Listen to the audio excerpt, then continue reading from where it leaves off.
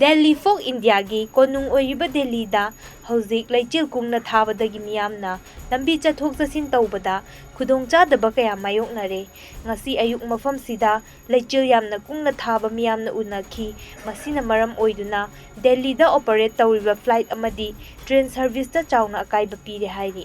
paugi source amagi matung inna hauzik Delhi da leichil kungna thabadagi mafam sida leiriba Indira Gandhi International Airport ta lakhiba passenger singda airport authority na cheksinaba wa haikre ngasi ayuk mafam sida ingbagi chang celsius degree tara oiki Delhi gi DND flyover amadi NCR region da ngasi ayuk ubagi chang zero ni hairi lambi da sumi amaga unade hairi leichil thabana maram oiduna ayukta barapula flyover India Gate amadi Delhi Jaipur highway da mi amaga ubagi chang yamna nemki hairi